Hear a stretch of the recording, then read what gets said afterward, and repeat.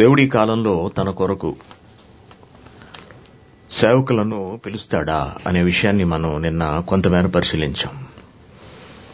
ఈ పాఠాన్ని ఎందుకు చెప్పుకోవాల్సి వస్తుందంటే, సమాజంలో జరుగుతున్నటువంటి విపరీత పరిణామాలను చూసినప్పుడు లోకాన్ని బాగు చేసే నాయకులు కరువైపోయారు అనే విషయం మనకు అర్థమవుతోంది. ఇంతేనా మానవ బ్రతుకు? ఇదేనా జీవితపు విలువ, పరమార్థము?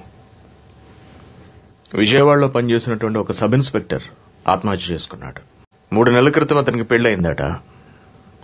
ఇంచుమించు 2-3 ఏళ్ల క్రితం ఒక స్త్రీతో అక్రమ సంబంధం కలిగి ఉండగా అతన్ని రెడ్ హ్యాండెడ్ గా పట్టుకున్నారు, సస్పెండ్ చేశారు అప్పుడు విధుల నుండి. మరొక స్త్రీని ఇటీవల పెళ్లి చేసుకున్న, ఆమెతో కాపురం చేయకుండా ఈవిడతోనే ఉంటున్నట్ట. మరి ఏం జరిగిందన్నది తెలియదు, ఉరిపోసుకుని చచ్చిపోయాడు. ప్రజలకు భద్రత కల్పించవలసినటువంటి ఒక కింది స్థాయి అధికారి ఇలా చేయటం ఏం సూచిస్తోంది, ఏం తెలియజేస్తుంది సమాజానికి? అతడి ఉద్యోగం అతన్ని కాపాడలేకపోయింది. అతడి జీతం, సంఘంలో అతనికి ఉన్నటువంటి హోదా, ఇవేవి కూడా అతన్ని మరణం నుండి తప్పించలేకపోయాయి. కేవలం భౌతిక సంబంధమైన, శరీర సంబంధమైన మరణం గురించి ఇక్కడ ఆలోచించకూడదు గాని, ఈ శరీరాన్ని విడిచిపెట్టిన తర్వాత సంభవింపబోయే శాశ్వత మరణం గురించి ప్రతి ఒక్కరూ, ముఖ్యంగా మనం ఆలోచించాలి. మరి మరణం తర్వాత మరొక బ్రతుకున్నది అని, ఆ బ్రతుకు చాలా భయంకరంగా ఉంటుంది అని లోకానికి చాటి చెప్పేవాళ్లు ఎవరు? ఎవరు వివరించగలరు? ఎవరు ప్రపంచంచే ఆలోచింప చేయగలరు? ఈ శక్తి సామర్థ్యాలు ఎవరికున్నాయి? ప్రపంచంలో గొప్పవాళ్లు అనుకున్న వాళ్ళ దగ్గర నుండి చాలా చిన్న బ్రతుకులను బ్రతికే వాళ్ళందరూ జీవితాల్లో మనం చూసినప్పుడు ఏవో ఒడిదుడుకులు, అలజడులు, ఆత్మహత్యలు చేసుకోవడాలు, లేకపోతే హత్యలు చేయటాలు, మోసాలు చేయటాలు, దుర్మార్గాలు చేయటాలు, వ్యభిచారాలు జరిగించటాలు, వీటన్నిటినీ మనం చూస్తున్నాం. దీని పర్యవసానం ఏమిటి అన్నది ఎవరు ఆలోచించట్లేదు. దీని ఫలితం ఎలా ఉంటుంది అన్నది మనిషి పట్టించుకోవట్లేదు. తాత్కాలికంగా తాను సుఖపడుతున్నాడా లేదా, తాను అనుకున్నది జరుగుతోందా, నెరవేరుతుందా లేదా అన్నది మాత్రమే చూసుకుంటున్నాడు. ఇటువంటి సమాజానికి, ఒక భ్రమలో, ఒక మాయలో, ఒక మోసంలో ఉన్నటువంటి సమాజానికి ఎవరండి పాఠాలు నేర్పించేది? ఎవరు బ్రతుకు బోధన చేస్తారు చెప్పండి? ఎవరు భవిష్యత్తు జ్ఞానాన్ని నేర్పించగలరు? ఇది అందరి వలన సాధ్యమయ్యే పని కాదు. ఎందుకంటే స్కూల్లో టీచర్లుగా తయారవమంటే చాలా మంది తయారవుతారు. కారణం ఏంటంటే, చిన్నపిల్లలకు ముందుగానే సిద్ధపరిచిన పాఠాలు చెబితే సరిపోతుంది. ఇకపోతే స్కూల్లో, హై స్కూల్లో సెకండరీ గ్రేడా, లేకపోతే వాళ్ళని ఏదో టీచర్లు అంటారు, ఆ టీచర్గా జీవితాన్ని కొనసాగిస్తే సరిపోతుంది. ఎందుకంటే వాళ్లకు పుస్తకాల్లో ఉన్నటువంటి పాఠాలు చెబితే సరిపోతుంది. అలాగే ఒక లెక్చరర్, ఒక అధ్యాపకుడు, లేకపోతే యూనివర్సిటీకి వెళ్ళేటప్పటికి ఒక ప్రొఫెసర్, ఒక ఆచార్యుడు, వీళ్ళందరూ కూడా అప్పటికే సిద్ధం చేసి ఉన్నటువంటి పాఠాలను బట్టి పట్టేసి అక్కడ వల్లు వేసేస్తే సరిపోతుంది. కానీ బ్రతుకు పాఠం నేర్పించడం అనేది అందరి వలన సాధ్యం కాదు. దానిని చెప్పలేరు ఎవరు, దానిని మాట్లాడలేరు ఎవరు. దానికి అపార మేధో సంపత్తి అవసరం. ఎందుకంటే మరణం తర్వాత సంభవించబోయే జీవితాన్ని, దానికి ముందున్నటువంటి ఈ బ్రతుకు పరమార్థాన్ని చెప్పగలగాలి అంటే ఆ వ్యక్తి తప్పనిసరిగా దేవుని మనసును అర్థం చేసుకున్నవాడై ఉండాలి. దానికి ముందు దేవుని పిలుపొందుకున్నవాడై ఉండాలి. దేవుని పిలుపును అందుకున్నవాడై ఉండాలి. మరి వీళ్ళెవరు? ఎవరు అనగా క్రైస్తవుల గురించి ఇప్పుడు నేను మాట్లాడుతున్నాను. క్రైస్తవులైన వాళ్ళెవరూ సమాజాన్ని చూసి బాధపడి సమాజాన్ని సంస్కరించడానికి పూనుకోవడం లేదు. ఎందుకు ఇలా పూనుకోవట్లేదు అంటే, వాళ్ళకి దేవుని పిలుపు లేదా? ఉన్నది కదా దేవుని పిలుపు. దేవుడు మమ్మల్ని పిలిచాడు అని చెప్పుకుంటున్నారు కదా. మరి పిలిచాడు అని చెప్పుకుంటున్నప్పుడు వారి వలన ఎటువంటి కార్యములు జరుగుతున్నాయి, ఏ పనులు జరుగుతున్నాయి? ఎందరూ తమ జీవితాలను సత్యం వైపు మళ్లించుకోగలుగుతున్నారు? ఎంతమంది తమ బ్రతుకు పరమార్థాన్ని తెలుసుకోగలుగుతున్నారు? మీరు ఆలోచించండి ఒకసారి. చాలా స్వల్పం, చాలా తక్కువ.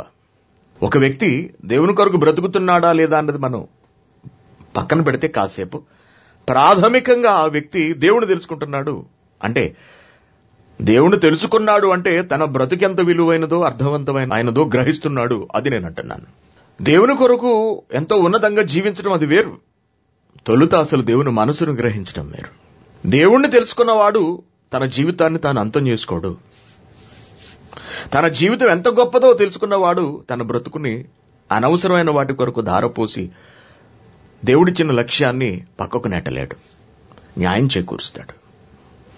మరి ఈరోజు ఈ ప్రపంచపు స్థితి ఇలా మారిపోవడానికి కారణం క్రైస్తవుల దగ్గర ఉన్నటువంటి దేవుని గ్రంథాన్ని వాళ్ళు సరిగా అధ్యయనం చేయక సమాజాన్ని సరైన మార్గంలోకి నడిపించలేక చతికిలబడ్డం. దీనికి కారణం దేవుని మనసును గ్రహించలేకపోవడమే అని నేను మీకు చాలాసార్లు చెప్పాను. ప్రేమ దేవుని పిల్లారా, దేవుడు పిలుస్తున్నాడు. దేవుని పిలుపున్నది. ఈ దేవుని పిలుపు అందుకున్న వాళ్ళు ఎవరు? దేవుడు ఎవరిని పిలుస్తున్నాడు? సమాజాన్ని మేల్కొల్పడానికి దేవుని పిలుపు ఎలా ఉండాలి అసలు అన్నది మనం తెలుసుకోవాల్సినటువంటి విషయం. నేటి బోధకులు కొందరు దేవుడు మమ్మల్ని పిలిచాడు, కల్లో కనబడి పిలిచాడు, దర్శనంలో మమ్మను ఆయన పని నిమిత్తం సేవ చేయమని రమ్మన్నాడు, కాబట్టి మేము ఇంత జీతం ఉన్నటువంటి ఉద్యోగాన్ని వదిలి ఆయన సేవకు వచ్చేశాము అని చెబుతుండడాన్ని మనం గమనిస్తాం. వాళ్ళు మాటలు విన్నప్పుడు వాళ్ళు చాలా ప్రత్యేకింపబడిన వారుగా, చాలా గొప్పవాళ్లుగా, సాక్షాత్తు దేవుని పిలుపు అందుకున్న వాళ్లుగా మనకు చాలా గొప్పగాను చాలా ఉన్నతంగాను వాళ్ళు కనిపిస్తారు. నిజంగా దేవుడు నేటి కాలంలో తన సేవకు రమ్మని ఇలా బోధకులను పిలుస్తున్నాడా?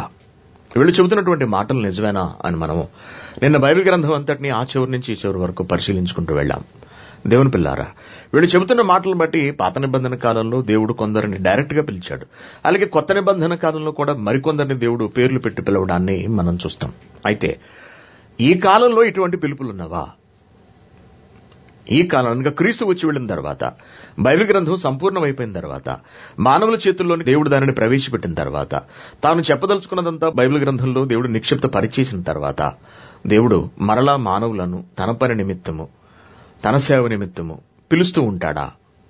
వీళ్ళు చెబుతున్నట్టుగా ఇది నిజమేనా అని మనం ఆలోచిస్తే, పాత నిబంధన కాలంలో కొంతమందిని పిలిచాడు, కొత్త నిబంధన కాలంలో కూడా కొంతమందిని పిలిచాడు. అయితే వాక్యం పరిపూర్ణమైన తర్వాత దేవుడు అసలు ఎవరిని పిలవటం లేదు, పిలవడు అని మనం అర్థం చేసుకోవాలి.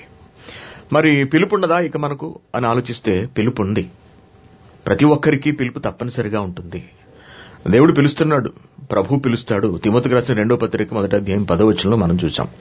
2 తిమోతి 1వ అధ్యాయము 10వ వచనంలో ఏమంటున్నాడు? ఇక్కడికి వచ్చేటప్పటికి, మన క్రియలను బట్టి కాక తన స్వకీయ సంకల్పమును బట్టి అనాది కాలముననే క్రీస్తు యేసునందు మనకు అనుగ్రహింపబడినదియు, క్రీస్తు యేసు అను మన రక్షకుని ప్రత్యక్షత వలన బయలుపరచబడినదియునైనా తన కృపను బట్టి మనలను రక్షించి పరిశుద్ధమైన పిలుపుతో ఆయన మనలను పిలిచెను అంటున్నాడు. నన్నొక్కడే పిలిచాడు అని అనట్లేదు ఎవరో పౌలు గారు. మనలను పిలిచానని తిమోతిని కూడా కలుపుకుని చెబుతున్నాడు. అంటే సౌలా సౌలా అని పౌలును పిలిచినట్టు తిమోతి తిమోతి అని తిమోతిని కూడా దేవుడు పిలిచాడా? లేదు. అందరికీ పిలుపు ఒక్కటే. కొందరిలో ఆ పిలుపు నాటి కాలంలో ప్రత్యేకింపబడింది. ఎందుకు కొందరినే దేవుడు పేర్లు పెట్టి పిలిచాడు? ఒక నోవహు గాని, ఒక అబ్రహాము గాని, లేకపోతే ఒక మోషే గాని, కొత్త నిబంధనకు వచ్చేటప్పటికి మరికొంతమంది భక్తులను సౌలును గాని, లేకపోతే అననీయను గాని, లేకపోతే సమూయేలు అని పాత నిబంధన కాలంలో మళ్లీ సమూయేలును గాని, కొంతమందిని మాత్రమే దేవుడు ఎందుకు ఇలా ప్రత్యేకంగా పిలిచాడు అంటే, దేవుని పిల్లారా, కొన్ని విషయాలను తెలియచెప్పడానికి కొందరు ప్రత్యేకమైన వాళ్ళు అవసరం నాటి కాలంలో. దేవుడు తన అభిప్రాయాన్ని నోవహు కాలంలో ఉన్న ప్రజలకు తెలియపరచాలి. అది నోవహుకు చెప్పి, ఎలా ఓడ కట్టమని చెప్పి, అతడు ఓడ కడుతున్నంత సేపు కూడా తన వాక్యాన్ని దేవుడు నాటి ప్రపంచానికి తెలియచేస్తూ వెళ్ళాడు. ఓడెందుకు కడుతున్నావు నువ్వు? జలప్రలయం రాబోతోంది. ఎవరు చెప్పారు నీకు? దేవుడు చెప్పాడు. నవ్వుతాడు ఉడుగవా ఆవడంటే జలప్రలయం అంటే, అసలు జలప్రలయం అంటే నీకు తెలుసా? నువ్వు ఎప్పుడు చూసావా? నేను చూడలేదు. మరి చూడండి వస్తుందని నువ్వు ఎలా చెబుతున్నావు అని ప్రశ్నిస్తారు. దేవుడు చెప్పాడు, నేను మీకు చెప్తున్నాను అని నోవహు అంటాడు. ఇదే దేవుని వాక్యాన్ని ప్రకటించడం. అలాగే అబ్రహాము ద్వారా లోకానికి ఆశీర్వాదం రాబోతున్నది. ప్రపంచ ప్రజలందరూ కూడా నిన్ను బట్టి పరలోక సంబంధమైన ఆశీర్వాదాలు, దీవెనలు పొందబోతున్నారు అని తెలియపరచడానికి అబ్రహామును దేవుడు పిలిచాడు. అతడికి కొన్ని పనులు అప్పచెప్పాడు. అలాగే మోషే, మనకు తెలుసు, మోషే పిలుపు వెనుక కారణం ఉన్నది, పని ఉన్నది. దీన్ని మనం తెలుసుకున్నాము నిన్న. అలాగే కొత్త నిబంధనకు వచ్చేటప్పటికి మరింత ప్రత్యేకంగా ఉంటుంది. కారణం ఏంటంటే పాత నిబంధన అప్పటికున్నప్పటికీ కూడా కొత్త నిబంధన ద్వారా జరగబోయే సంగతులు, చెప్పబడే విషయాలు ప్రత్యేకమైనవి, అప్పటి వరకు పాత నిబంధనలో ప్రస్తావించబడినవి కావు. కాబట్టి పాత నిబంధనలో లేవు. కాబట్టి తప్పనిసరిగా వాళ్ళు లేఖనాలను చూసి విషయాన్ని గ్రహించి లోకానికి తెలియచెప్పే అవకాశం ఉండదు. కాబట్టి యేసుక్రీస్తు గారు నేరుగా వాళ్ళని పేర్లు పెట్టి పిలిచాడు. మీరు రండి, మిమ్మల్ని మనుషుల పట్టు జాలం చేస్తాను అన్నాడు. అలాగే సౌలును ప్రత్యేకంగా పిలిచాడు దేవుడు. సౌలా, నువ్వు వెళ్లి నా మాటను ప్రకటించు అనే ఆ వచనం పాత నిబంధన కాలంలో లేదు. కాబట్టి యేసుక్రీస్తు గారు ప్రత్యేకంగా సౌలును పిలవవలసి వచ్చింది.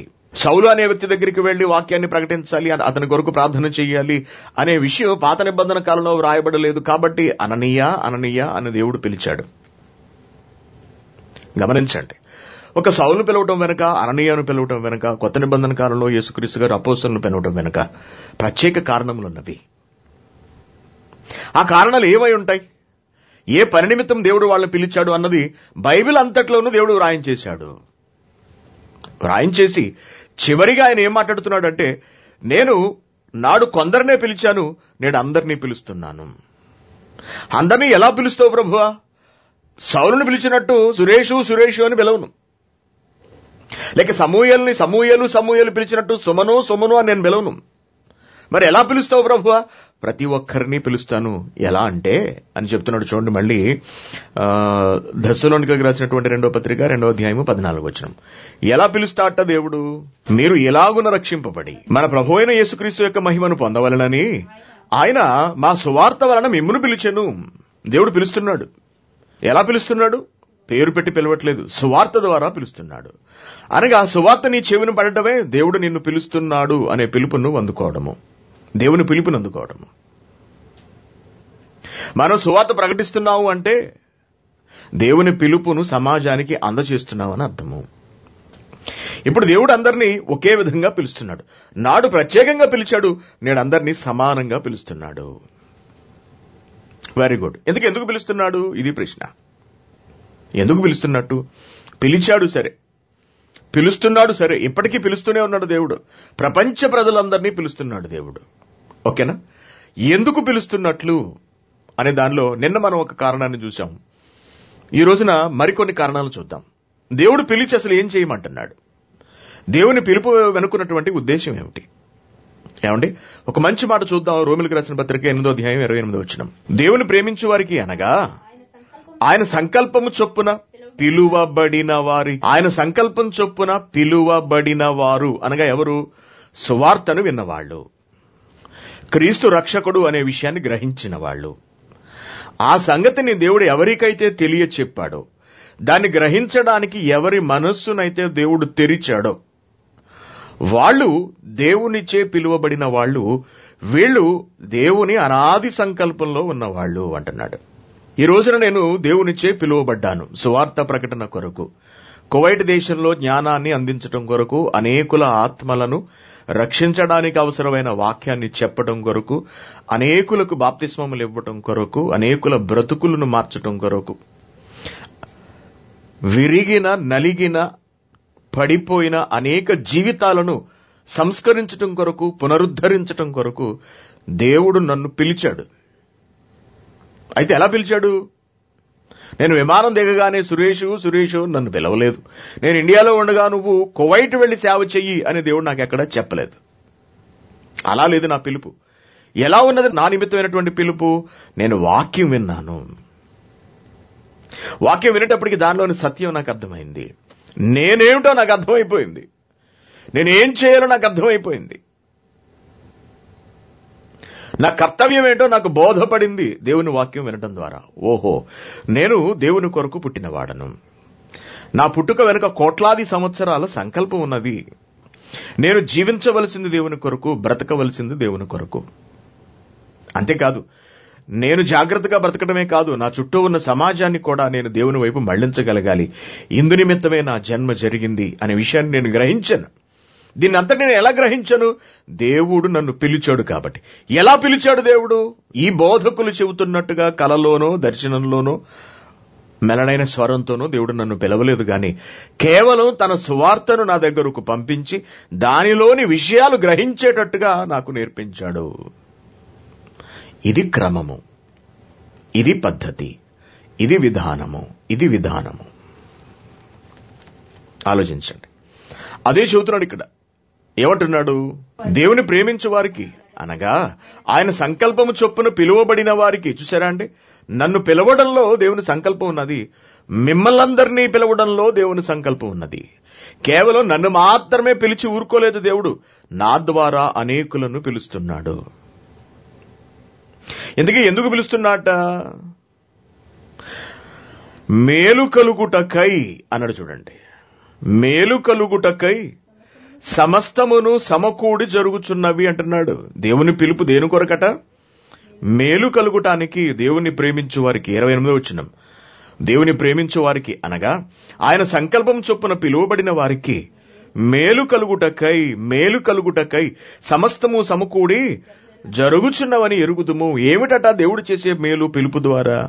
ఏమండి, ఏ మేలు చేస్తున్నాడు దేవుడు పిలుపు ద్వారా అని మనం ఆలోచించినప్పుడు బైబిల్ నుండి కొన్ని విలువైన విషయాలు మనం పరిశీలించవలసిన అవసరం ఉన్నది. పిలుపును ఇచ్చినటువంటి దేవుడు, మనల్ని రమ్మని పిలిచినటువంటి దేవుడు, పిలిచిన మనకేమిస్తున్నాడు? పిలిచిన మనకు ఏం వెల్లడిపరుస్తున్నాడు? ఏమండి, కొలసీలకు రాసిన పత్రిక 3వ అధ్యాయము 15వ వచనం, క్రీస్తు అనుగ్రహించు సమాధానము మీ హృదయములలో ఏలుచుండనీయుడి అంటున్నాడు. క్రీస్తు అనుగ్రహించు సమాధానము మీ హృదయములలో ఏలుచుండనీయుడి. ఎందుకొరకే మీరు ఒక్క శరీరముగా పిలువబడితిరి అంటున్నాడు. ఎందుకొరకే మీరు ఒక్క శరీరముగా పిలువబడితిరి మరియు కృతజ్ఞులై ఉండుడి అంటున్నాడు. దేవుడు పిలిచి ఏమనుగ్రహిస్తున్నాడట? మనకు ఏమనుగ్రహిస్తున్నాడు? సమాధానాన్ని అనుగ్రహిస్తున్నాడు. సమాధానం అంటే ఏమిటండి? జవాబు చెప్పడమా? సమాధానం అంటే ఏమిటి? సమాధానాన్ని అనుగ్రహించడం అంటే నెమ్మదిని ప్రసాదిస్తున్నాడు నీకు. దేవుని పిలుపు వలన, అనగా నీ దగ్గరకు వాక్యం రావటం వలన నీ బ్రతుకులో సమాధానం లభిస్తుంది. అంతవరకు మరి సమాధానం లేదా? అన్ని ప్రశ్నలే, సమాధానం ఉండదు జీవితంలో. ఎలా బ్రతకాలి అనే ప్రశ్న ఉంటుంది, ఏమి తినాలి అనే ప్రశ్న ఉంటుంది, ఏం కట్టుకోవాలి అనే ప్రశ్న ఉద్భవిస్తుంది, కుటుంబాన్ని ఎలా పోషించాలి అనే ప్రశ్న ఉంటుంది. అంతా దేవుడే చూసుకుంటాడు, దేవుడే నడిపిస్తాడు. ఏమున్నా ఏమి లేకపోయినా ఈ జీవితాన్ని నేను నా ప్రభువు కొరకు నడిపించుకోగలను అనే ఒక ధైర్యం, మనకి మనం చెప్పుకునే ఒక సమాధానం మనకి ఎప్పుడు లభిస్తుందో తెలుసా అండి? దేవుని వాక్యము మన దగ్గరకు వచ్చినప్పుడు. అంటే దేవుని వాక్యం మన దగ్గరకు రావడమే ఆయన మనలను పిలవడము. మరి వాక్యం మన దగ్గరకు వచ్చి మనలను మేల్కొల్పుతున్నప్పుడు, మనలను ఆయన మార్గంలో నడిపింపజేస్తున్నప్పుడు, ఇది కేవలం నా ఒక్కడి విషయంలోనో మీ ఒక్కరి విషయంలోనో కాకుండా ఈ పిలుపు ప్రపంచ ప్రజలందరికీ సమానంగా అనుగ్రహించబడుతున్నప్పుడు మరి దేవుడు ప్రత్యేకించి కొందరిని పిలుస్తాడా? నేటి కాలంలో పేర్లు పెట్టి పిలుస్తాడా? తన సువార్తకు రమ్మని దేవుడు అడుగుతాడా? తన సేవ చేయమని దేవుడు వారిని ప్రత్యేకంగా ఆహ్వానిస్తాడా? ఇది జరిగే పనేనా? ఏమండి, మరొక విషయం ఏమిటంటే దేవుని సువార్త ప్రకటించడానికి పిలుపు అవసరమా? పిలుపు అవసరం అని చాలా మంది అంటుంటారు. పిలుపు అవసరమా అసలు? ఏమండి, యేసుక్రీస్తు గారు ఏం చెప్పారు? తాను వెళ్ళిపోతూ మీరు సర్వలోకమునకు వెళ్లి సర్వ సృష్టికి సువార్తను ప్రకటించండి అని ఆయన చెప్పేశాడు కదా. అలాగే మత్తయి సువార్త 28వ అధ్యాయం 18వ వచనం మనకి ఏం కనపడుతుంది? 18, 19 వచనాల్లో, నేను మీకు ఏ సంగతులు ఆజ్ఞాపించుతునో వాటన్నిటినీ గైకొనవలనని మీరు వారికి ఆజ్ఞాపించండి అంటున్నాడు. మత్తయి సువార్త 28వ అధ్యాయం చూడండి ఒకసారి, దీన్ని మోయకుండా. మత్తయి సువార్త 28వ అధ్యాయము 19వ వచనమట, మీరు వెళ్లి సమస్త జనులను శిష్యులుగా చేయండి, తండ్రి యొక్కయు కుమారుని యొక్కయు పరిశుద్ధాత్మ యొక్కయు నామమున వారికి బాప్తిస్మాలు ఇవ్వండి, నేను మీకు ఏ సంగతులను ఆజ్ఞాపించుతునో వాటన్నిటినీ గైకొనవలెనని వారికి చెప్పండి. మీరు వారికి చెప్పండి అన్నాడు. మీరు వారికి చెప్పాల్సిన అవసరం లేదు. ప్రతి ఒక్కరి దగ్గరకు వెళ్లి వారికి ప్రత్యక్షమై నా స్వరాన్ని వినిపించి నేను పిలుస్తాను, నా పిలుపు అందిస్తాను అని ప్రభువు చెప్పారా? దేవుడు చెప్పాడా? లేకపోతే మీరే ఈ పిలుపును అందజేసేయండి అని యేసుక్రీస్తు గారు పని పురమాయం చేశారా? మీరు చెప్పండి ఒకసారి, ఆలోచించండి ఒకసారి. మీరే చెప్పేయండి, మీరు సువార్త ప్రకటించడమే నేను పిలుస్తున్నాను అనడానికి నిదర్శనము అని యేసుక్రీస్తు శిష్యులకు నేర్పిస్తే ఈ మాటను కొట్టేసి పూర్తిగా దేవుడు నన్ను పిలుచుకున్నాడు అని చెప్తుంటారు. మరి దేవుడు నిన్ను పిలుచుకుంటే మీరు ప్రకటించండి అని వాళ్ళకి చెప్పిన మాట సంగతి ఏమిటి? బైబిల్లోంచి ఈ వచనాలను తీసేయాలా, కొట్టేయాలా? దేవుని పిల్లారా, కొందరు క్రైస్తవులు వాక్యాన్ని అమలు చేసేవారు కారండి, దేవుని వాక్కులను బైబిల్లోంచి తీసేసేవాళ్ళు. ఎంత బిడ్డ, అసలు ఒకటి కలపకు ఒకటి తీయకు అని దేవుడు చెప్పాడు. ఒకటి కలపకు ఒకటి తీయకుండా దాని అర్థం ఏమిటి? నా ఉద్దేశాలు నా భావాలు ఏమాత్రము మారడానికి వీల్లేదు సుమా, చాలా జాగ్రత్త అన్నాడు. కానీ క్రైస్తవులు ఏం చేస్తున్నారు? కొందరు అక్షరాలను మాత్రం యథాతథంగా అలాగే ఉంచి, ఒకవేళ బైబిల్ ముద్రణలో ఏదన్నా అక్షర దోషం ఉన్న ఒక ఒత్తు సరిగా పడకపోయినా, అమ్మో కలపొద్దు తీయొద్దు అన్నట్టు దీనికి ఒత్తు పెడితే కొంపలు అంటుకుపోతాయేమో, లేకపోతే అదనంగా ఒక ఒత్తు పడిపోయింది, ఇప్పుడు మనం ఆ ఒత్తు తీసేస్తే మనల్ని చంపేస్తాడేమో, బైబిల్లో చెప్పబడిన తెగుళ్ళని మన మీదకి విడిచిపెట్టేస్తాడేమో అని భయపడిపోయి క్రైస్తవులు తప్పులతో అలాగే ముద్రిస్తున్నారు బైబిల్ని. ఒత్తులు సరిగా ఉన్నా లేకపోయినా ప్రింట్లు అలాగే వచ్చేస్తున్నాయి. ఆ విషయంలో శ్రద్ధ తీసుకుంటున్నారు తప్పించి, ఒక సున్నైనను పుల్లైనను మారకూడదు, ఒకటి కలపకూడదు ఒకటి తీయకూడదు అన్న దాని వెనుకున్నటువంటి భావాన్ని, ఉద్దేశాన్ని గమనించలేదు. ఇక్కడ చూసారా మారిపోయింది? దేవుని ఆలోచన మారిపోయిందా లేదా? ఒకటి తీసేశారు, ఒకటి కలిపేశారు. ఏమిటది? దేవుడు ఈ కాలంలో ఎవరిని పిలవడు. అపోస్తలులకు దేవుడు ఆ బాధ్యతను అప్పచెప్పాడు. వాళ్ళు మిగిలిన వారికి సువార్త ప్రకటిస్తారు. సువార్త విన్నవాడు మరొకరికి ఎవరికైతే సువార్తను ప్రకటిస్తాడో, ఎప్పుడైతే మరొకరికి సువార్తను అందజేస్తాడో అతడు దేవుని పిలుపుని అందించినట్టే లెక్క. ఆ సువార్తను ఎవరు వింటారో వాళ్ళు దేవుని పిలుపుని అందుకున్నట్టే లెక్క అని యేసుక్రీస్తు గారు ఎంత డైరెక్ట్ గా ఇక్కడ చెబుతుంటే, సువార్త వల్లనే పిలుపు, దేవుని పిలుపు అనేది జరుగుతుందని పరిశుద్ధాత్మ గారు తెలియజేస్తుంటే, ఈ మాటలన్నింటినీ కొట్టేసి, అనగా ఒకటి తీసేశారు, నాకు కనిపించాడు దేవుడు, మీకు కూడా కనిపించి మిమ్మల్ని కూడా పిలుస్తాడు అనే దాన్ని ఒకదాన్ని కలిపేశారు, చేర్చేశారు. ఒకటి కలపకు ఒకటి తీయకు అంటే ఒకటి కలిపేశారు, ఒకటి చేర్చేశారు. ఎంత విడ్డూరంగా ఉంది చూశారండి. ఇవన్నీ వింటుంటే చాలా బాధగా ఉంటుంది. పాస్టర్ని, పేరు మూసిన బోధకుల్ని ఇలా మాట్లాడుతున్నాడండి, వాళ్ళ అనుభవం అంత లేదు, ఇతని వయసు అనుకుంటున్నారేమో నా గురించి.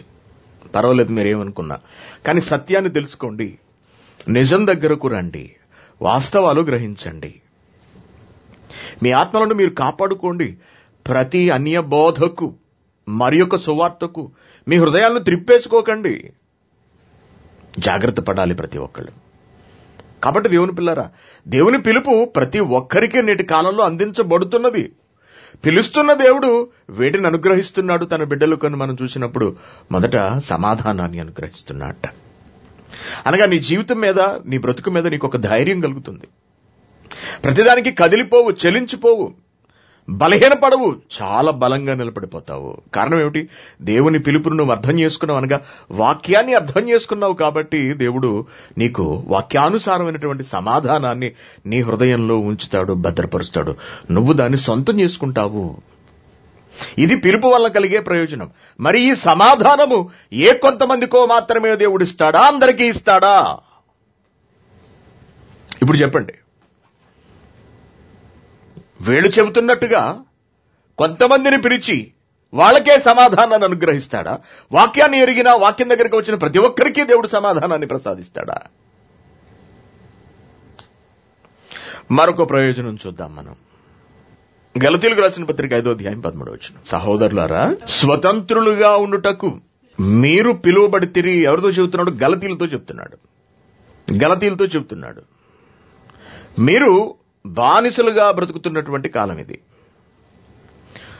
దేనికి బానిసలు? పాపానికి బానిసలుగా బ్రతుకుతున్నారు. ఆ ఇశ్రాయేలీలు ధర్మశాస్త్రమునకు లోబడి బ్రతుకుతున్నారు. వాళ్ళు దానికి బంధీలయ్యారు, మీరు పాపానికి దాసులయ్యారు. అయితే దేవుడు మిమ్మల్ని పిలిచాడు.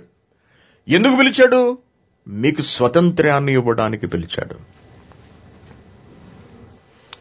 బందీగా బ్రతకడం వేరు, స్వతంత్రతతో బ్రతకడం వేరు. గమనించండి, ఆలోచించండి. స్వతంత్రత అనేది నువ్వెక్కడికైనా వెళ్ళటానికి, నువ్వు ఏ పనైనా చేయడానికి నీకు అవకాశాన్ని కల్పించేది. అదే బానిస బ్రతుకనగా ఒకరి కింద బ్రతకవలసిందే. నీ మీద అజమాయిషీ చేసేవాడు, నిన్ను నియంత్రించేవాడు, నిన్ను కట్టుదిట్టం చేసేవాడు, లేకపోతే నిన్ను అణగద్రొక్కేసేవాడు ఉంటాడు. అన్యజనులను అణగద్రొక్కుతున్నది ఏది? పాపము అనేటటువంటి చెర. కాబట్టి గలతీలకు ఉత్తరం రాస్తూ పౌలు గారు ఏమంటున్నాడంటే, ఈ స్వాతంత్ర్యమును అనుగ్రహించి క్రీస్తు మనలను స్వతంత్రులుగా చేసి ఉన్నాడు అని మాట్లాడుతూ, కాబట్టి మీరు స్థిరముగా నిలిచి మరలా దాస్యమని కాడి కింద మీరు చిక్కుకోకండి, దాస్యమను కాడి కింద మీరు చిక్కుకోకండి.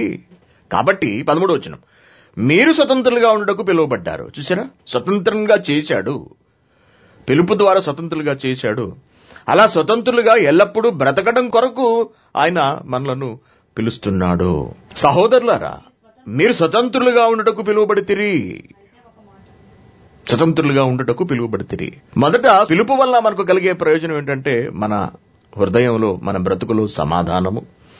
రెండవది, స్వతంత్రంగా అనగా పాపపు బానిసలుగా కాకుండా సత్యాన్ని కలిగి స్వతంత్రంగా జీవించగలిగే శక్తి కలిగిన వాళ్ళముగా దేవుడు మనల్ని తయారు చేస్తున్నాడు. ఇది పిలుపు వలనైనటువంటి ప్రయోజనము. మరి ఈ స్వతంత్రత అనేది కేవలం కలలో ఎవరినైతే పిలిచాడో వారికి మాత్రమే పరిమితమా? మనకు లేదా? మనకివ్వడా? ఏమిటట వాళ్ళకు ఉన్నటువంటి ప్రత్యేకత, మనకు లేనటువంటి ప్రత్యేకత ఏముందట? అంత గొప్పతనం వాళ్ళలో ఏం చూశాడట? ఈ కాలంలో దేవుడు, ఈ కాలంలో సర్వసత్యము వాక్యమై అక్షర రూపంలో గ్రంథస్థం చేయబడి చేతుల్లోనికి, మానవులందరి చేతుల్లోనికి వచ్చేసిన తర్వాత, క్రైస్తవులు ఈ వాక్యాన్ని పట్టుకు తిరుగుతున్న తర్వాత కూడా, బైబిల్ని చేత పట్టుకుని తిరుగుతున్న రోజుల్లో కూడా దేవుడు కొంతమందిని ప్రత్యేకించి పిలిచాడు. అంటే ఏమిటి వాళ్ళకి ఇస్తున్నటువంటి స్వతంత్రం? ఆ స్వతంత్రాన్ని మనకెందుకు ఇవ్వకూడదు? కాబట్టి వీళ్ళు చెబుతున్నటువంటి మాటలు వాక్య విరుద్ధంగా ఉన్నాయని ప్రతి ఒక్కళ్ళు తెలుసుకోవాలి. ఆ వాక్య విరుద్ధమైన బోధల దగ్గరకు వెళ్లి కూర్చుని మీరు కనుక వాక్యం వింటే మీరు కూడా వారి దుష్టక్రియలలో పాలిభాగస్తులైపోయినట్టే లెక్క. అర్థమవుతుందా? వాక్య విషయంలో చాలా నిక్కచ్చితనం అవసరము. ఏమన్నా వ్యభిచారం చేస్తే మనం వ్యభిచారులు అవుతామా కాదా? జారత్వం చేస్తే మనం జారులం అవుతామా కాదా?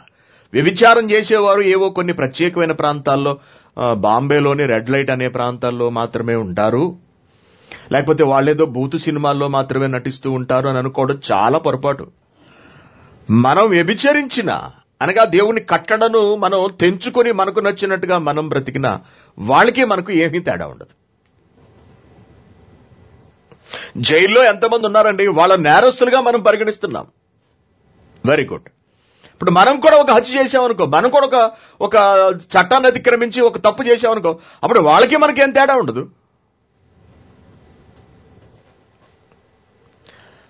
సత్యవాక్యాన్ని బోధించని చోటికి మనం చేరుకుంటే మనము కూడా వారి వల్లే భ్రష్టులం అవ్వటము ఖాయము.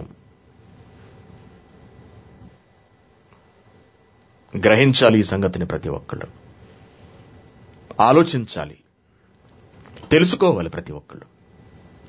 కాబట్టి దేవుడు స్వతంత్రాన్ని ఇస్తున్నాడు. అది ఏ కొందరికో పరిమితం కాదు. తన వాక్యం దగ్గరకు వచ్చినా, తనను ఇష్టపడుతున్నా, లేక తాను ఎవరిని కావాలనుకున్నాడో వారందరికీ ఈ స్వతంత్రాన్ని దేవుడిస్తున్నాడు, ప్రసాదిస్తున్నాడు. పిలిచి ఆయన అనుగ్రహిస్తున్న గొప్ప వరాలలో ఇది ఒకటండి. ఇది అందరికీ సమానంగానే ఇస్తున్నాడు. Okay, very good. మరొక కారణాన్ని కూడా చూద్దాం, దేవుడు ఎందుకు పిలుస్తున్నాడు మనకు అర్థమవుతుంది. దశలోనికలకు రాసినటువంటి మొదటి పత్రిక 4వ అధ్యాయము 7వ వచనం, పరిశుద్ధులగుటకే దేవుడు మనలను పిలిచెను. పరిశుద్ధులగుటకే దేవుడు మనలను పిలిచెను. దేవుడు పిలవక ముందు మన బ్రతుకెలా ఉన్నది? అపరిశుద్ధత, అపవిత్రత. అంటే ప్రభువును ఎరుగక ముందు, మన పాపములను మనం అంగీకరించక ముందు, క్రీస్తు రక్తం ద్వారా మన పాపములను మనం కడుగు వేసుకొనక ముందు మన బ్రతుకు అపరిశుద్ధము, అపవిత్రము, పాపభరితము, ఏమండి, దోషభరితము. నిజంగా అప్పుడు మనం మరణించి ఉంటే తప్పనిసరిగా నరకానికి, అగ్నిగుండానికి మనం వెళ్లిపోయి ఉండేవాళ్ళం. అటువంటి స్థితిలో ఉన్నటువంటి మనలను దేవుడు పిలిచాట. ఎందుకు పిలిచాడు? ఊరికనే పిలిచేశాడా? మరి పిలిచి ఏమి ఇవ్వడా? ఏమంటే పిలిచి ఏమేమి చేతిలో ఏం పెట్టడా? మరి పెట్టాలి కదా. ఏం పెడుతున్నట్ట, ఏం అనుగ్రహిస్తున్నట్ట దేవుడు తన పిలుపు ద్వారా? పరిశుద్ధులగుటకే దేవుడు మనల్ని పిలిచిన, అనగా మనం పరిశుద్ధులు కావాలి, ఎప్పటికీ పరిశుద్ధులముగానే బ్రతకాలి. అది ఆయన పిలుపు వెనుకున్నటువంటి ఉద్దేశము. అందుకే ఆయన సంకల్పాన్ని బట్టి మనల్ని పిలిచాడు. రోమీయులకు రాసిన పత్రిక 8వ అధ్యాయము 28వ వచనంలో మనం ఏం చూశాము? దీన్ని ముయ్యకుండా చూడండి ఒకసారి. దేవుని ప్రేమించు వారికి, అనగా ఆయన సంకల్పం చొప్పున పిలువబడిన వారికి, ఆయన సంకల్పం చొప్పున పిలువబడిన వారికి మేలు కలుగుటకై అంటున్నాడు. చూసారంటే ఆయన సంకల్పం చొప్పున పిలువబడిన వారికి మేలు కలుగుటకై, మేలు కలిగించాలి. అందుకే పిలుస్తున్నాడు. ఎక్కడికి వచ్చినప్పటికీ ఏమి జరిగించడం కొరకు మనం ఎలా బ్రతకాలట, మనం ఏం చేస్తున్నాడు? దేవుడు పరిశుద్ధులుగా తీర్చిదిద్దుతున్నాడు. అందుకే పిలిచాడు. ఎందుకంటే అపరిశుద్ధులముగా మనం చస్తే నరకానికి పోక తప్పదు. అందుకే పిలిచి మహాభాగ్యాన్ని దేవుడు మనకిచ్చాడు. పిలిచి వరాన్ని మనకు ప్రసాదించాడు. అదేమిటంటే కుమారుని రక్తం ద్వారా మన పాపములను కడిగి వేశాడు. నువ్వు ఈ పరిశుద్ధతను ఎప్పటికీ నిలుపుకో నాయనా, పాడు చేసుకోకు అంటున్నాడు. ఎంత బాగుంది చూడండి. మరి ఈ పరిశుద్ధత కొందరికేనా? అంటే మనల్ని పిలిచి మనకు పరిశుద్ధతను ఇవ్వడా? దేవుడు నాకు కల్లో కనిపించి నన్ను పిలిచాడని చెప్పుకునే వారికి మాత్రమే ఈ పరిశుద్ధత పరిమితం అయిపోతుందా? అలా అయితే ఆయన దేవుడు అవుతాడా? ఆ దేవుని పిలుపులో న్యాయం ఉన్నదా? సమానత్వం ఉన్నదా? నేనే ప్రశ్నిస్తాను దేవుని రేపొద్దుట. నేను అడుగుతాను స్వయంగా నేనే అడుగుతాను. అదేంటి తండ్రి, మరి వాళ్ళని పిలిచావు, మమ్మల్ని పిలవలేదు. నేనేం తప్పు చేశాను, వాళ్ళేం గొప్ప చేసేశారని వాళ్ళని పిలిచేశావు నువ్వు. మరి ఆ మాత్రం దానికి నా చేతికి నువ్వు బైబిల్ ఇవ్వడం దేనికి? నువ్వు డైరెక్ట్ గా కల్లో కనపడిపోయి, లేకపోతే మరొక రూపంలోనూ నువ్వు నీ స్వరాన్ని వాళ్ళకి వినిపించేసి, వాళ్ళని పిలిచేసి, వారిని ప్రత్యేకించేసుకుని, వారిని నీ పని నిమిత్తం పంపించేసుకుని, నీ ఆశీర్వాదాలు నీ దేవుళ్ళని వాళ్ళకిచ్చేసి, వాళ్ళని ఎత్తి నన్ను కొమ్మరించేస్తున్నప్పుడు ఇక నన్ను ఇలా వదిలేయడం దేనికి? నువ్వేం దేవుడు అంటానంతే, ఒకటే మాట. పక్షపాతం చూపించే దేవుడువు, నువ్వేం దేవుడవు కాదు.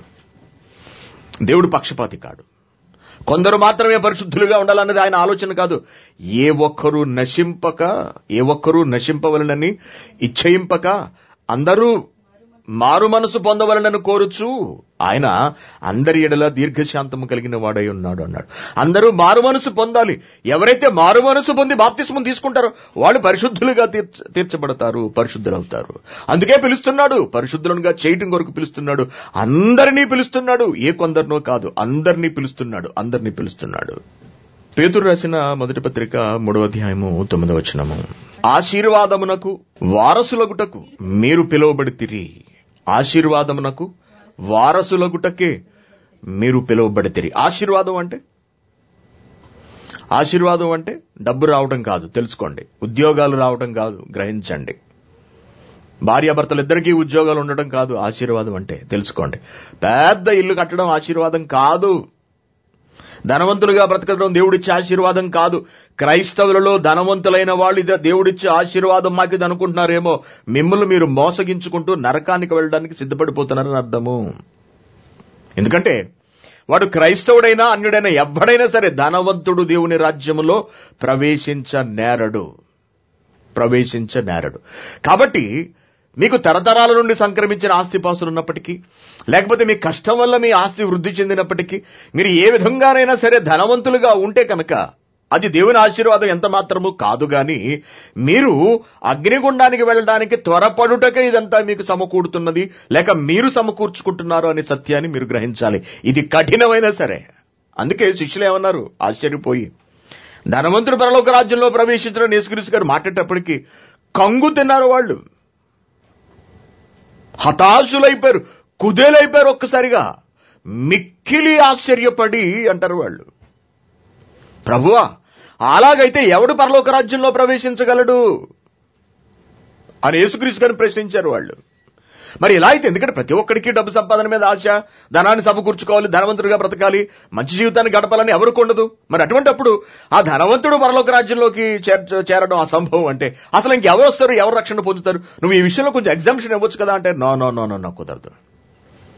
ఒంటె సూది బెజ్జంలో సులభంగా దూరిపోతుందేమో కానీ ధనవంతుడు మాత్రం ఎట్టి పరిస్థితుల్లోనూ పరలోక రాజ్యానికి చేరుకోలేడు అని ఖండితంగా యేసుక్రీస్తు గారు చెప్పారు.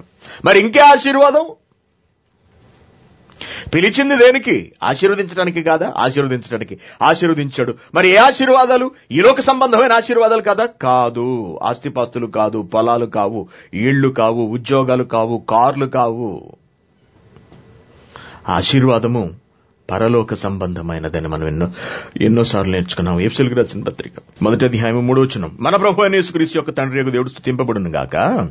ఆయన క్రీస్తునందు పరలోక విషయములో ఆత్మ సంబంధమైన ప్రతి ఆశీర్వాదము మనకు అనుగ్రహించెను.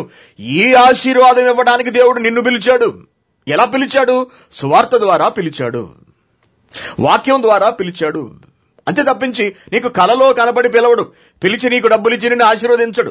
నీకు డబ్బులిచ్చి, నీకు ఆస్తిపాస్తులు ఇచ్చి నిన్ను ధనవంతుడు చేసి నిన్ను నరకానికి పంపడం ప్రభువుకి ఇష్టం ఉండదు. అది దేవుని ఆలోచన విధానం కాదు. దేవుడు ఆలోచించని దానిని తీసుకొచ్చి బైబిల్కి అతికించకండి. దేవుడు చెప్పిన దాన్ని తీసేయకండి. దేవుడు చెప్పని దాన్ని పట్టుకొచ్చి కలపకండి. చాలా నష్టం జరుగుతుంది దానివల్ల. మరి ఆశీర్వాదం కొందరికేనా? ఎవరినైతే పిలుస్తున్నాడో వాళ్ళకి మాత్రమే ఇది పరిమితమా? కాదు. అంటే దేవుని ఆశీర్వాదము గాని, దేవుడిచ్చే స్వతంత్రము గాని, దేవుడు అనుగ్రహించే సమాధానము గాని, దేవుడిచ్చే పరిశుద్ధత గాని, ఇవన్నీ అందరికీ చెందినవి, అందరికీ ఇవ్వాలి అనే దేవుడు నిర్ణయించాడు. అందరి కొరకు యేసుక్రీస్తు గారిని పంపించాడా? కొందరి కొరకే పంపించాడా? అందరి కొరకు పంపినప్పుడు ఆ పరిశుద్ధత కొరకైనటువంటి పిలుపు అందరికీ అందించాలా? కొందరికి అందించి కొందరిని మాత్రమే పరిశుద్ధులుగా చేస్తాడా? చూసారని ఎంత వ్యతిరేకంగా ఉందో. నేను అంటే అన్నాను అనుకుంటారు కానీ మీరు అందరూను బైబిల్లో వ్రాయబడిన దానికి నేటి బాధకులు చెప్తున్న దానికి ఎంత తేడా ఉన్నది మీకు అర్థమవుతుందండి వచనాలన్నింటినీ చూస్తుంటే. కాబట్టి ప్రియమైన దేవుని పిల్లారా, దేవుడు మిమ్మల్ని పిలిచాడు, నన్ను పిలిచాడు, అందరినీ పిలిచాడు. అందరూ దేవుని పిలుపొందుకున్న వాళ్ళమే. ముందు నన్ను పిలిచాడు అంటే ఈ దేశంలోకి వచ్చిన తర్వాత నన్ను పిలిచాడు వాక్యం ద్వారా, నా ద్వారా కొందరిని పిలుస్తున్నాడు, మీ ద్వారా మరికొందరిని పిలుస్తాడు. ఇలా ఈ చైన్, ఈ సైకిల్ అనేది, ఆయన పిలుపు అనే ఈ సైకిల్, ఈ చైన్ అనేది అలా వెళుతూ కొనసాగుతూ కొనసాగుతూ కొనసాగుతూ ఉంటుంది. లింక్ అన్నమాట.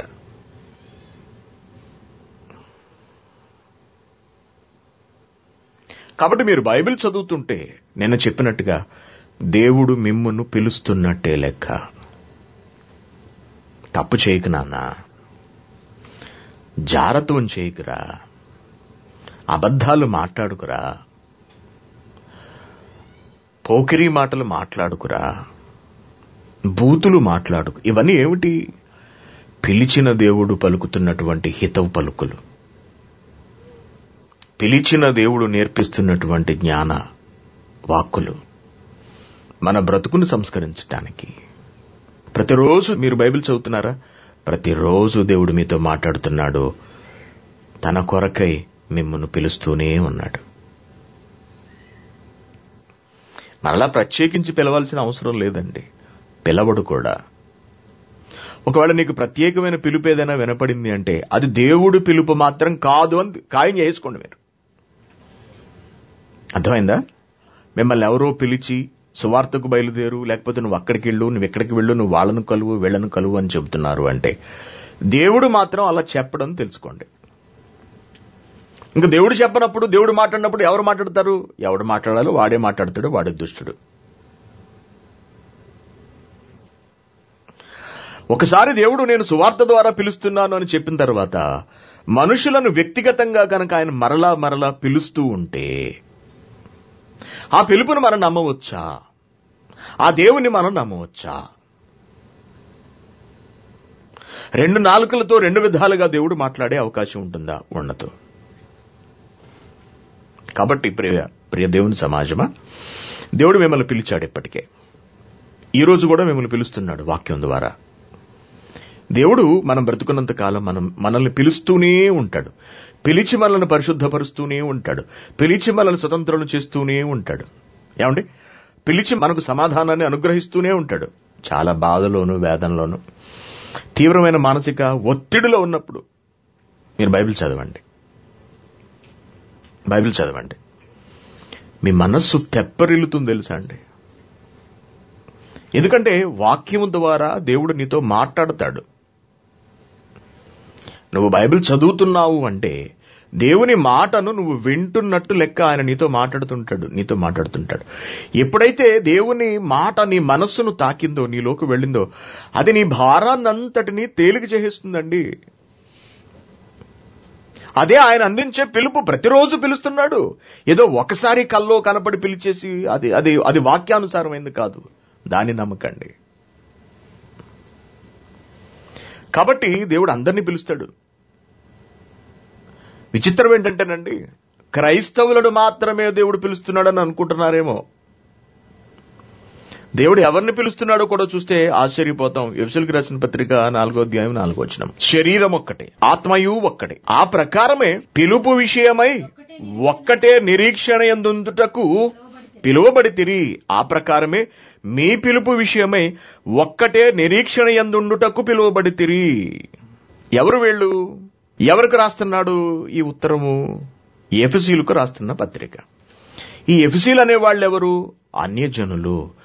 వీళ్ళు ప్రారంభం నుండి అనగా యూదులు కాదు, ఇశ్రాయేలీలు కారు. వీళ్ళు బయటి వాళ్ళు అనగా అన్యజనులు. ఇశ్రాయేలు 12 గోత్రములకు చెందని అన్యజనులు ఎఫెసీయులు. వాళ్ళని ఏం చేశాడట దేవుడు? వాళ్ళను కూడా పిలిచాడట. చూడండి 3వ అధ్యాయం 1వ వచనంలో, ఈ హేతువు చేత అన్యజనులైన మీ నిమిత్తము, అన్యజనులైన ఎఫెసీయులైన మీ నిమిత్తము క్రీస్తు యొక్క ఖైదీనైన సౌలను నేను ప్రార్థించుచున్నాను అంటున్నాడు.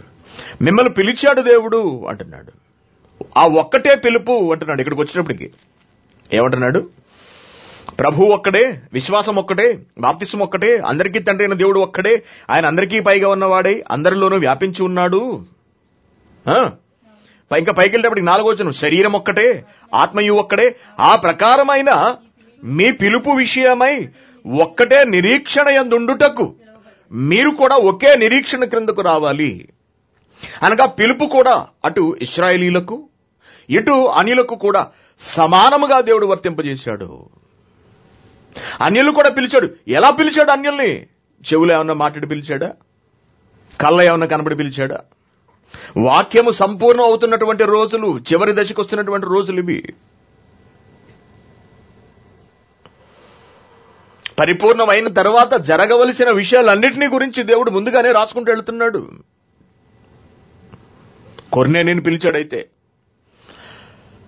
దేవదూత కనపడింది కొర్నేలికి. అతడికి పిలుపు అందించింది దేవుడి పిలుపు. ఎందుకు? అన్యజనులు దేవుని రాజ్యంలోనికి ప్రవేశించే ఒక ప్రత్యేక సందర్భం అది. కాబట్టి ఆ సందర్భంలో కొర్నేలి అని దేవదూత పిలిచి దగ్గరికి వెళ్ళింది. అర్థమవుతుంది కదండి. ఆ పిలుపు ఎందు నిమిత్తము? వాక్యం దగ్గరకు చేర్చు నిమిత్తము. అక్కడితో అయిపోయింది. కాబట్టి నేడేమిటి, నాటి నుంచి నేటి వరకు కూడా దేవుడు అన్యజనులను పిలుస్తూనే ఉన్నాడు. 1వ అధ్యాయం 17వ వచనం చూడండి.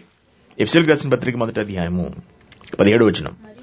ఎఫెసీయులకు ఉత్తరం రాసి ఏమంటాడంటే, మరియు మీ మనోనేత్రములు వెలిగింపబడినందున, ఎవరు? అన్యులైన ఎఫెసీయుల మనోనేత్రములు వెలిగింపబడినందున ఆయన మిమ్మును పిలిచిన పిలుపు వల్లనైనా నిరీక్షణ ఎట్టిదో.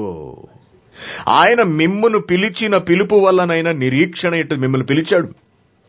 నా వాక్యం ద్వారా మిమ్మల్ని పిలిచాడు. నా సువార్త ప్రకటన ద్వారా మిమ్మల్ని పిలిచాడు. నేను వచ్చి మీకు సత్యం చెప్పాను అంటే దేవుడు పిలుపుని మీకు అందిస్తున్నాను అని అర్థము. కాబట్టి దేవుడు మిమ్మల్ని పిలుచుకున్నాడు అంటున్నాడు. ఆయన మిమ్మల్ని పిలిచిన పిలుపు వల్లనైనా నిరీక్షణ ఎట్టిదో, పరిశుద్ధులలో ఆయన స్వాస్యం యొక్క మహదైశ్వర్యం ఎట్టిదో, ఆయన క్రీస్తునందు వినియోగపరిచిన బలాతిశయమును బట్టి విశ్వసించు మనయందు ఆయన చూపుచున్న తన శక్తి యొక్క అపరిమితమైన మహాత్మ్యం ఎట్టిదో మీరు కూడా తెలుసుకోవాలి. కేవలం ఇశ్రాయేలు యూదులు మాత్రమే కాదు, అన్యజనులైన మీరు కూడా తెలుసుకొనవలెనని మన ప్రభు అయిన యేసుక్రీస్తు యొక్క దేవుడైన మహిమాస్వరూపియగు తండ్రి తన్ను తెలుసుకొనుట యందు అన్యజనులైన మీకు జ్ఞానమును ప్రత్యక్షతయును గల మనస్సు అనుగ్రహించినట్లు నేను నా ప్రార్థనల యందు మిమ్మును గూర్చి విజ్ఞాపన చేస్తున్నాను. ఎంత చక్కగా ఉందో చూడండి. పిలిచాడు, అన్యజనులను కూడా పిలిచాడు. పిలుస్తాడు దేవుడు. నువ్వు అన్యజనుల మధ్యలో నిలబడి వాక్యం చెప్పు. ఊళ్ళో మైక్ పెట్టి, సౌండ్ సిస్టమ్ పెట్టి చక్కగా దేవుని మనసును వివరించి చెప్పు. ఆ గ్రామానికి నువ్వు దేవుని పిలుపుని అందిస్తున్నట్టే లెక్క. అందులో 1,000 మంది, లక్షల మంది అన్యులు ఉండొచ్చు. అంతే తప్పించి ప్రతి ఒక్కడి కల్లోకి వెళ్ళి దేవుడు నువ్వు బయలుదేరు, నువ్వు బయలుదేరని పిలవడు ఎవరినేనే. అటువంటి కల్లబొల్లి మాటలు నమ్మకండి, మోసపోకండి మీరెవరకు. రోమీయులకు రాసిన పత్రిక 1వ అధ్యాయం 2వ వచనంలో ఏం చెప్తున్నాడు? నిన్న చదివాం కదా మనం. దేవుని సువార్త నిమిత్తము ప్రత్యేకింపబడిన వాడును, యేసుక్రీస్తు దాసుడును, అపోస్తలుడిగా ఉన్నట్టుకు పిలువబడిన వాడును, దేవుని సువార్త నిమిత్తం ప్రత్యేకింపబడిన వాడునైన పౌలు రోమాలో ఉన్న దేవుని ప్రియులందరికీ, అనగా పరిశుద్ధులుగా ఉండుటకు పిలువబడిన వారికి. రోమాలో ఉన్న వాళ్ళు ఎవరు? అన్యజనులను పిలుస్తున్నాడండి. పరిశుద్ధులుగా ఉండుటకు పిలువబడిన వారు అందరికీ శుభం. మన తండ్రి అయిన దేవుని నుండి, ప్రభు అయిన యేసుక్రీస్తు నుండి కృపా సమాధానములు మీకు కలగాలి. దేవుడు తన కుమారుడును మన ప్రభువునైన యేసుక్రీస్తు విషయమైన ఆ సువార్తను పరిశుద్ధ లేఖనముల యందు తన ప్రవక్తల ద్వారా ముందు వాగ్దానము చేసెను. యేసుక్రీస్తు శరీరాన్ని బట్టి దావీదు సంతానముగాను, మృతుల నుండి పునరుద్ధరణైనందున పరిశుద్ధమైన ఆత్మను బట్టి దేవుని కుమారుడుగాను ప్రభావంతో నిరూపింపబడిను.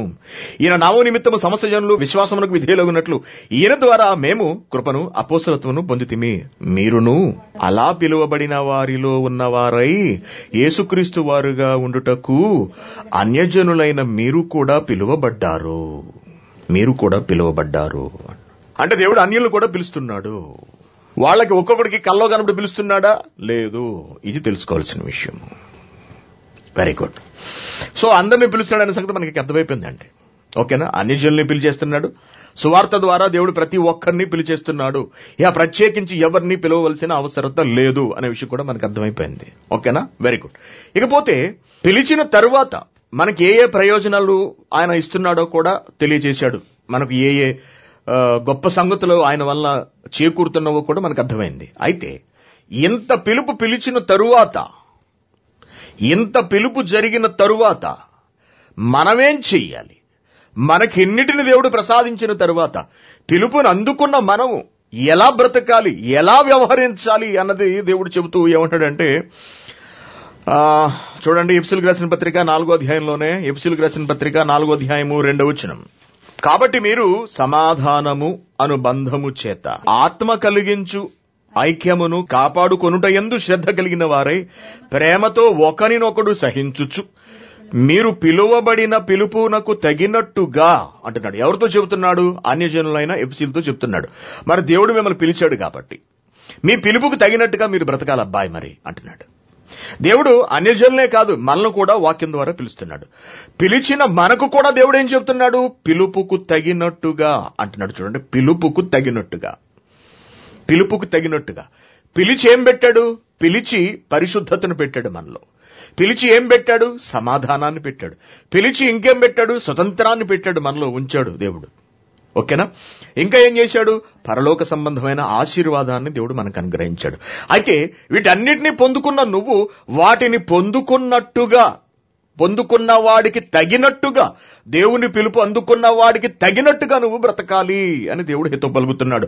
అన్యజనులకు పలుకుతూ ఈ విషయాన్ని మనకు కూడా నేర్పిస్తున్నాడు. మళ్ళీ చదివితే 1వ వచనం నుండి, కాబట్టి మీరు సమాధానమను బంధము చేత ఆత్మ కలిగించు ఐక్యమును కాపాడుకున్నట్టు యందు శ్రద్ధ కలిగి ఉండటంతో పాటు ప్రేమతో ఒకడినొకడు సహించాలి.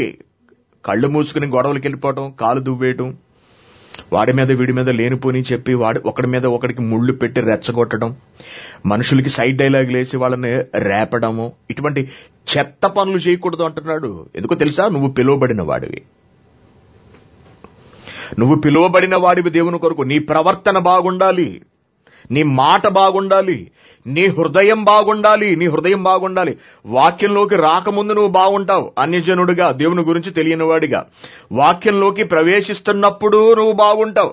సత్యవాక్యాన్ని నేర్చుకున్నప్పుడు అసలు నాకంటే బుద్ధిమంతుడు మరొకడు లేడు అన్నట్టుగా వ్యవహరిస్తావు. సత్యవాక్యం అంతా నేర్చుకునేంత వరకు నీ మనసు బాగుంటుంది, నీ ప్రవర్తన బాగుంటుంది, నీ కంటికి అన్ని బాగా కనిపిస్తాయి. వన్స్ నువ్వు నేర్చుకున్న తర్వాత నీ వెనక మరొకడు వచ్చి నీ గుండెల్లో విషం పోస్తాడు, నీ మనసులో విషం పోస్తాడు.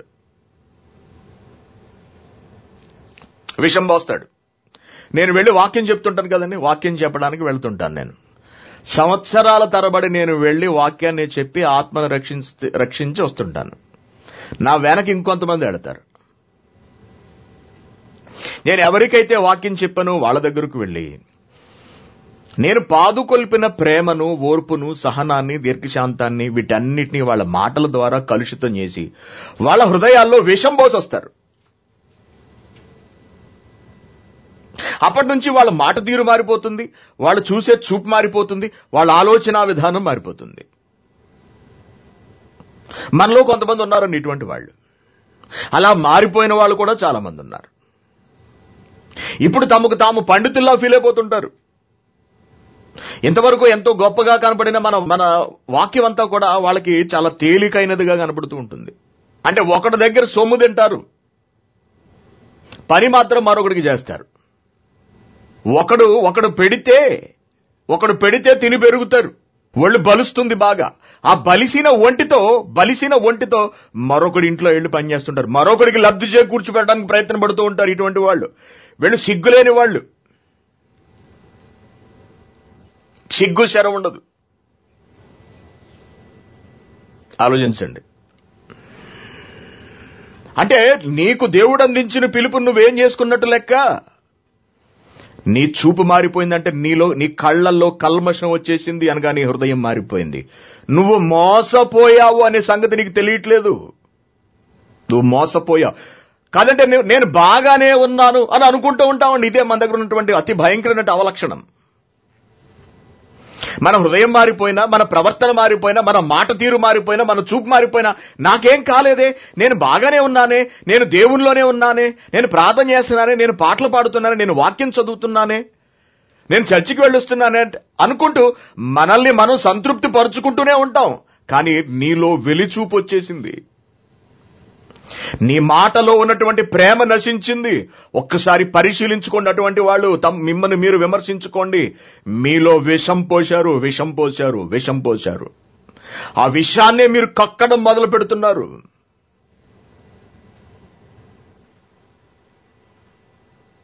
వీళ్ళు పరిశీలించుకోలేరు, తమ్మును తాము విమర్శించుకోరు. వీళ్ళు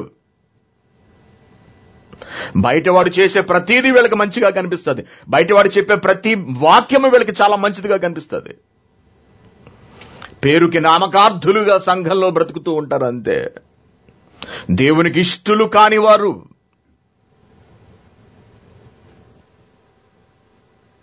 నువ్వు ఈ దేవుని వలన రక్షింపబడి మరొక దేవుణ్ణి పూజిస్తుంటే ఆ తండ్రి అయిన దేవునికి ఎలా ఉంటుంది? మనం ఇశ్రాయేలు చరిత్ర చూశాం కదా. మిమ్మును మీరు విమర్శించుకోండి, మిమ్మల్ని మీరు పరిశీలించుకోండి. ఒకసారి మీ ప్రవర్తన ఎలా ఉందో, మీ హృదయం ఎలా ఉందో. మనుషుల మీద మనుషులకు ద్వేషాన్ని నూరిపోస్తున్న వాళ్ళ హృదయం ఎలా ఉంటుంది? సహోదరుని ద్వేషించి ప్రతివాడు నరహంతకుడు. నేను వెళ్లి అన్యులను, వాక్యం ఎరుగని వారిని క్రీస్తులుగా మార్చడానికి ప్రయత్నం చేస్తే, అలా మారిస్తే వెనకకు వెళ్లి విషం పోసి వాళ్ళను దెయ్యాలుగా మార్చే వాళ్ళు తయారవుతున్నారు. అటువంటి వాళ్ళు మీ దగ్గరకు వస్తున్నారేమో, జాగ్రత్తగా చూసుకోండి. అది నేను చెప్తున్నాను. అందుకే ఇక్కడ ఏం చెప్తున్నాడు? మీరు సమాధానమును బంధము చేత ఆత్మ కలిగించు ఐక్యమును కాపాడుకొనుట యందు శ్రద్ధ కలిగిన వారే. ఐక్యత ఉండదు. శ్రద్ధ కలిగిన వారే ప్రేమతో ఒకరినొకడు సహించుచు, మీరు పిలువబడిన పిలుపునకు తగినట్టుగా దీర్ఘశాంతముతో కూడిన సంపూర్ణ వినయముతోనూ సాత్వికముతోనూ నడుచుకొనవలనని ప్రభువును బట్టి ఖైదేనైన నేను మిమ్మల్ని బ్రతిమలాడుకొనుచున్నాను అంటున్నాడు. పిలుపుకు తగినట్టుగా మనం జీవించాలి. దేవుని పిలుపుకు తగినట్టుగా మన బ్రతుకు ఉండాలి, మన జీవితం ఉండాలి, మన ప్రవర్తన ఉండాలి, మన ఆలోచన ఉండాలి, మన హృదయం ఉండాలి. మనల్ని మనం సాటిస్ఫై చేసుకుంటే సరిపోదండి. మన భక్తిని చూసి దేవుడు సంతృప్తి చెందాలి, దేవుడు వెయ్యాలి ఓటు. నాకు నేను వేసుకుంటాను, నేను బాగానే సువార్త చేస్తున్నాను, ప్రతిరోజు వాక్యం ప్రకటిస్తున్నాను, నాకేంటి అని నేను అనేసుకుంటే కుదరదు. నా దేవుడు చెప్పాలి నేనేంటి, నా భక్తి ఏమిటి అన్నది. కాబట్టి దేవుడు మిమ్మును పిలిచిన పిలుపును మీరు దుర్వినియోగం చేసుకోకండి, మీరు పాడు చేసుకోకండి, మాయబోధలు నమ్మకండి. మనుష్యులలో విషం పోసేవారి బోధల పట్ల జాగ్రత్తగా ఉండండి. మీరు కూడా వారి దుష్టక్రియలలో పాలివారు కాకండి, దుష్టక్రియలలో పాలిభాగస్తులు కాకండి. దేవుని అనాది సంకల్పం ప్రకారం మీరు పిలువబడిన వారు. రోమిలకు రాసిన పత్రిక 8వ అధ్యాయము 28వ వచనం. దేవుని ప్రేమించు వారికి అనగా ఆయన సంకల్పం చొప్పున పిలువబడిన వారికి మేలు కలుగుటకై సమస్తమును సమకూడి జరుగుచున్నవని. మేలు కలుగుటకై నీకు మేలు చేయడానికి దేవుడు చూస్తున్నాడు. అయితే ఆ మేలుకు తగినట్టుగా నువ్వు జీవించాలి. ఆయన పిలుపునకు యోగ్యత కలిగి నువ్వు బ్రతకాలి, యోగ్యుడవై జీవించాలి అంటున్నాడు. కాబట్టి దేవుని పిల్లారా, మనలను దేవుడు పిలవటం వెనుక అనాది సంకల్పం ఉన్నది.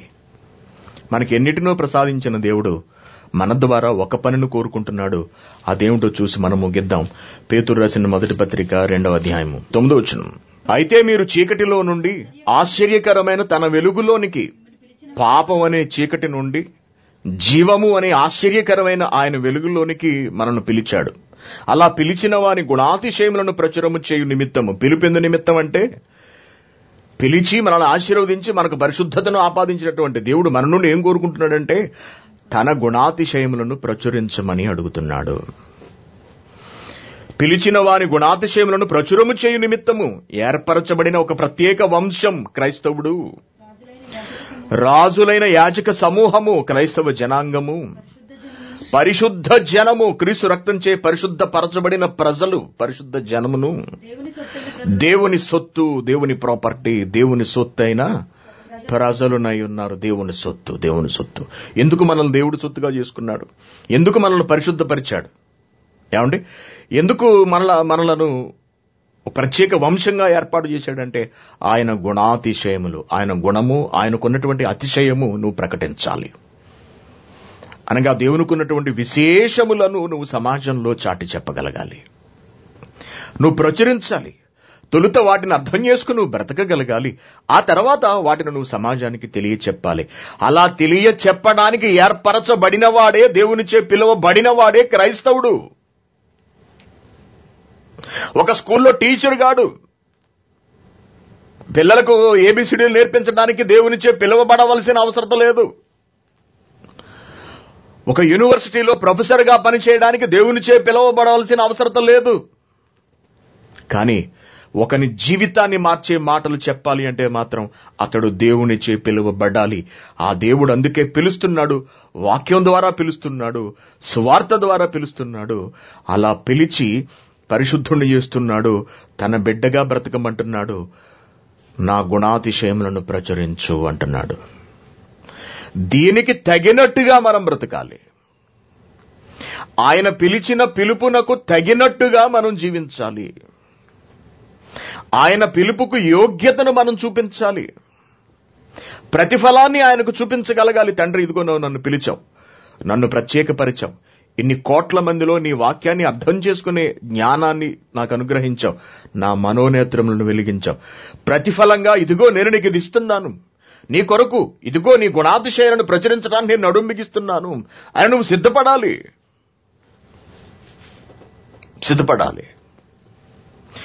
దాన్ని నువ్వు ఎలా నిర్వర్తించగలవు? ఆయన గుణాతిశయాలను ప్రచురించడం అనేది నీ వలన ఎలా సాధ్యమవుతున్నది? ఆ విధంగా నువ్వు చేసుకెళ్ళు. నీ నోటి మాటతో ప్రకటించగలవా? ప్రకటించు. నీ కష్టార్జితాన్ని దేవుని కొరకు వినియోగించి ఆయన గుణాతిశయాలను ప్రకటించే వారి వెనుక నిలబడగలవా? అలా నిలబడు.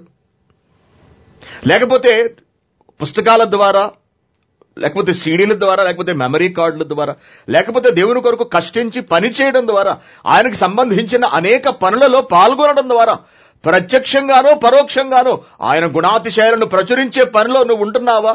ఉండు.